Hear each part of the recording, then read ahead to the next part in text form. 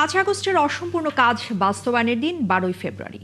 এই রক্তের সাথে যারা বেইমানি করবে, ইতিহাস তাদের ক্ষমা করবে না, এমন মন্তব্য করেছেন জামায়াতের আমির শফিকুর রহমান।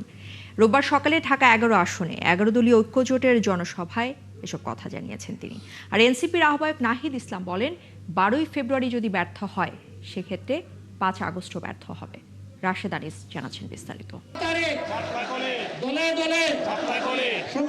রাজধানী বাড্ডার ডিআইটি প্রজেক্ট মাঠে ঢাকা 11 আসনের 11 দলীয় ঐক্যজোটের প্রার্থী নাহিদ ইসলামের হাতে শাপলাকলি প্রতীক তুলে দেন জামাতের আমির শফিকুর রহমান।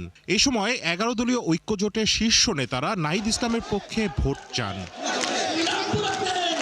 তারা বলেন, নতুন বাংলাদেশ গড়তে দুর্নীতি, চাঁদাবাজ, দখলদার ও ভূমিদস্যুদের লাল কার্ড দেখাতে হবে।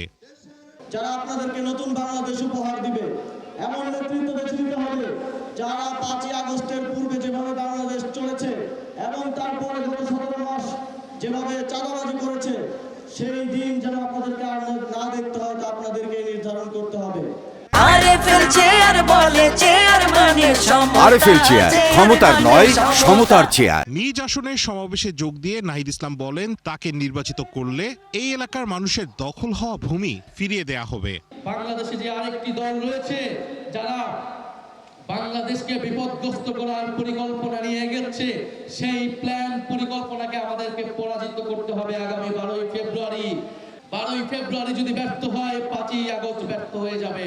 জামাতের আমির বলেন, 5 আগস্টের অসম্পূর্ণ কাজ বাস্তবায়নের দিন 12ই ফেব্রুয়ারি। 15 বছর যারা কোথাও ছিল না, তারাই গণঅভ্যুত্থানের পর ফিরে এসে মামলা বাণিজ্য করছে।